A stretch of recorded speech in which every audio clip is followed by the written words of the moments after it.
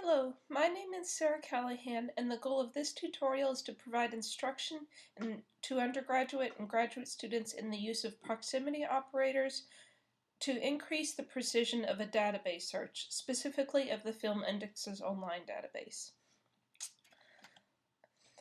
In the article, How to Interpret PubMed Queries and Why It Matters, it states that proximity searching can retrieve relevant records missed by exact phrase searching.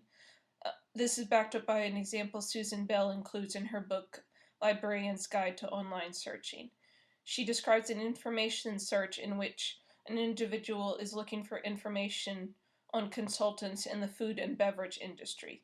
Now, if you were to plug in the words consultants in food and beverage industry as either a keyword search or subject heading search, an article that only mentions consultants in the context of the food and beverage industry once or twice would not be retrieved by that search, since the term doesn't occur with enough frequency to warrant a subject heading. However, if the terms consultant and the food and beverage industry appear near each other in an article, then a proximity search should retrieve it. We were also talking about exact phrase searching a moment ago. Many exact phrase searches involve terms important enough or cited enough times to warrant a subject heading, but not all. Proximity operators, therefore, are useful for retrieving articles in which a phrase or subject, though discussed in the article, is not major enough to warrant a subject heading.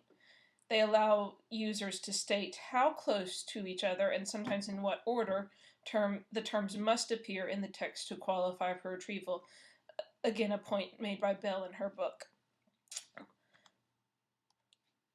One example of this are the terms death-defying versus defying death. These phrases as keywords are likely to retrieve different resources. The first might retrieve articles about circus acts, the second articles of a more philosophical nature. Entering the above phrases using the appropriate proximity operator, in this case near, would retrieve records in which these two phrases appear, or these two words appear near each other regardless of which word appears first. Okay, now to discuss specific proximity operators. Proximity operators are the words, abbreviations, and numbers used in a proximity search.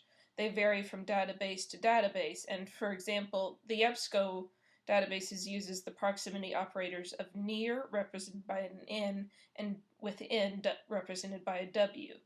The within command dictates which word appears first.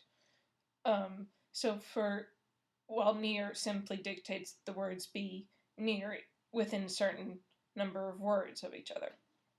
For example, if you were to plug in the proximity operator formula, graduate W for students, the word students must follow the word graduate and be separated from it by no more than 4 words. Okay, now for the proximity operators in the Film Indexes Online database. They only have 2. They are near, represented by an N, and followed by, represented by the symbol F, BY, period, and a number. Near is followed by a period and a number as well in the actual equations. The near operator enables you to search for terms situated within a specified database. The near operator enables you to search for terms situated within a specified distance of each other and in any order as it states on the database. The example the database gives is alien near period 5 Earth. This means that alien and Earth must be found within 5 words of each other in any given resource. A film title, encyclopedia entry, journal article, whatever, for that resource to be retrieved. The terms can appear in any order, which means Earth could precede alien or vice versa. In terms of the followed by operator, this enables you to search for terms situated within a specified distance of each other and in the specified order as it reads on the Film Indexes Online database page. The example given on the website is the proximity operator formula student F by period 8 high school. This means that the search term high school must follow the term student and that the distance between the two terms must be no more than 8 words in the text. Alright, so now that we've introduced the operators to this database, let's go to the database itself. The link is available here, and if you scroll down to F under the databases by title heading on the UNT Library website, the address of which is available there, you should be able to access the Film Index's online database. Once you've logged in, we're ready to conduct the proximity searching. The search options available on this page are keywords, keyword or keywords, film title, and person. The user can also set the date range in which they wish their results to fall. For the sake of these two exercises, we're going to leave the date range as it's set on the search page, which is the first year 1893 to the year 2012. Users can input known words into each search field or select from a list of terms. The database searches the online catalogs of the American Film Institute, the FIAF International Index to Film Periodicals Plus, and the Film Index International Catalog. Okay, so here are the two exercises. So the formula for the first search is keyword, mutiny is for all variations, adaptations of the film Mutiny by the Bounty. So the formula we're plugging in is keyword, mutiny, followed by within 4 words, Bounty, from the year 1893 to the year 2012. The second exercise is for the films made that mention Steven Spielberg, as well as any resources written about the filmmaker. So the formula you plug in is Steven near.7 Spielberg, year 1893 to 2012. As it says here, the rest of this video will take place strictly in the Film Online database, which I will go to now.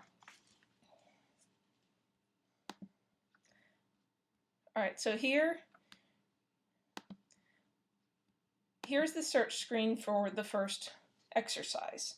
So as you can see, we've plugged the formula into the keywords line and then hit the search button. So,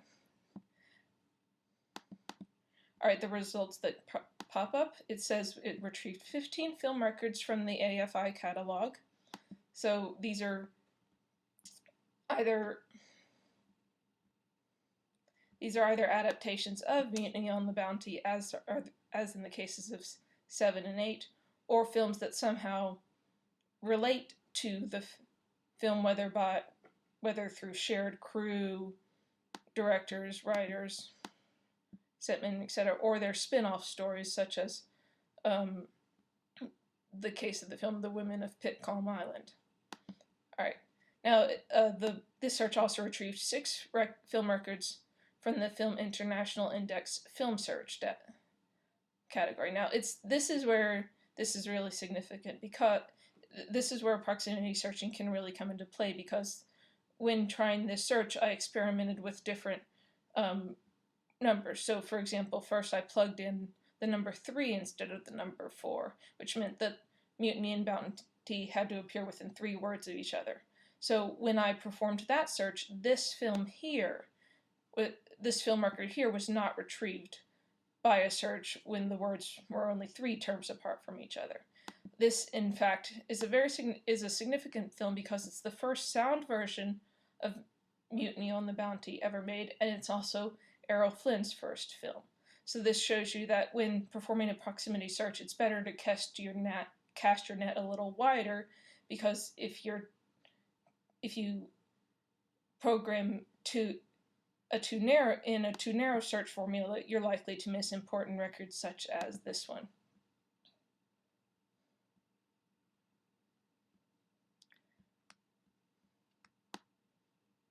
So so there it is. So see here. So even though the title doesn't contain the word mutiny, the word mutiny on the HMS Bounty is here, and so was retrieved by the search that was in which the words had to be no more than 4 terms apart. And as you can see there, Errol Flynn is cited in the record. And I know from additional research that this was the first film he made ever. So, alright, going back to the main page, the rest of the records it retrieved regarding this term was one record from the Film Index International Person Search for David Lean, whose 1980s production of Mutiny on the Bounty folded. The search also retrieved records for 137 records in the FIAF International Index to Film Periodicals database. These consist of film reviews, articles citing or analyzing the film, as well as, you can see, comparisons to current popular culture. All right, so moving on to this second search, which was for Steven Spielberg. And so, as you can see, we've plugged in the formula Steven near.7 Spielberg. This search retrieved 39 film records from the AFI catalog, and all of these films are works in which Steven Spielberg was involved as either a director, producer, executive producer, writer, etc. It also retrieved 103 records from the Film Index International the Film Index International in the film search category. These are films in which Spielberg was either directly involved or films in which he was thanked some way. So it also retrieved a record for Steven Spielberg himself. This contains a list of his films, any awards he's received, as well as citations of articles in which he is significantly discussed. So finally the search retrieved 208 records from the FIAF International Index to Film Periodicals. And so what this made me realize is that whereas, 3 was obviously too narrow a search, this made me wonder if 7 was somehow too wide, was too wide a search. So as an experiment, I altered the operator so that it read Steven near .2 Spielberg, which means Steven and Spielberg could only be separated by 2 words. This search retrieved an identical number. The search results were identical to a search in which the words could be separated by 7 terms. So there was no difference between these 2 searches at all. So this made me realize that while the proximity operator is a great tool in conducting a high precision search, it could benefit from an additional limiter, such as such as a language limiter, which would retrieve only the articles that were in a tongue that the user can understand, since a lot of these 209 articles were in foreign languages.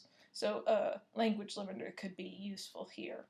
So just to wrap up, proximity operators therefore seem an ideal tool for focusing a search, a formula that limits the database search results pulled to resources that, without question, significantly reference the topic or individual one is researching, is a valuable tool in conducting high precision and high recall information searches. Feel free to ask any questions, and thank you for listening.